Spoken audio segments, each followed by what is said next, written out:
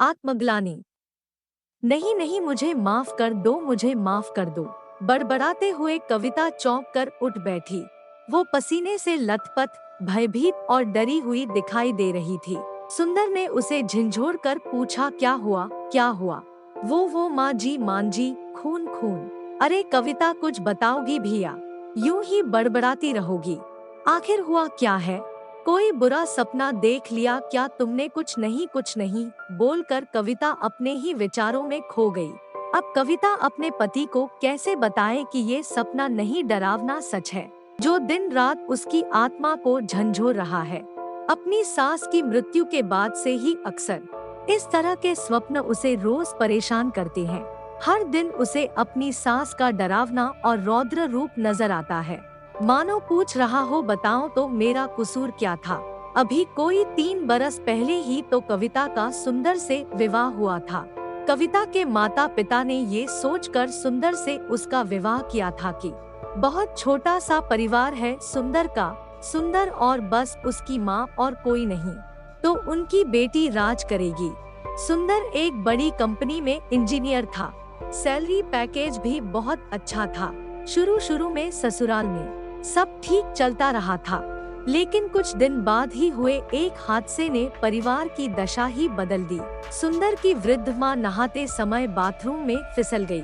उनकी रीढ़ की हड्डी में गंभीर चोट आ गई थी। पहले तो कविता ने सास की बहुत सेवा की, लेकिन जल्दी ही सेवा का जज्बा खत्म होने लगा। उसके स्थान पर ताड़ना, प्रताड़ना और उपेक्षा ने ले ली।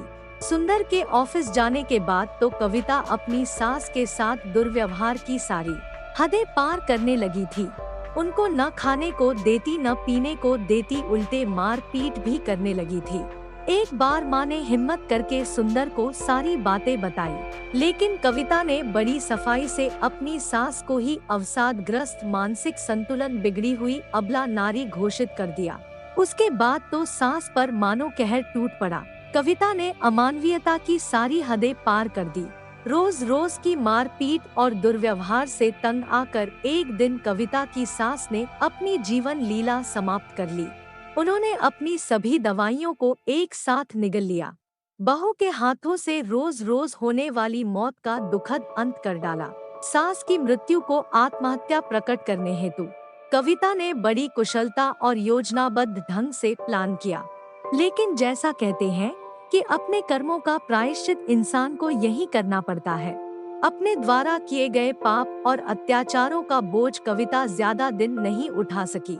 उस हादसे के बाद से अब रात दिन उसे आत्मग्लानि होने लगी। उसे अपने हाथ खून से रंगे नजर आने लगे हैं थे। सास की आत्मा चीख चीख कर अपनी मौत के लिए कविता को दोषी बताने लगी। आज कविता अपने द्वारा किए गए बेहद अमानवीय व्यवहार की पीड़ा लेकर जीने को अभिशप्त है। आशा करती हूँ कि एक छोटी सी कहानी आपको पसंद आई होगी। कहानी पसंद आई हो तो लाइक, सब्सक्राइब और शेयर करें और एक कहानी आपको कैसी लगी कमेंट करके बताएं।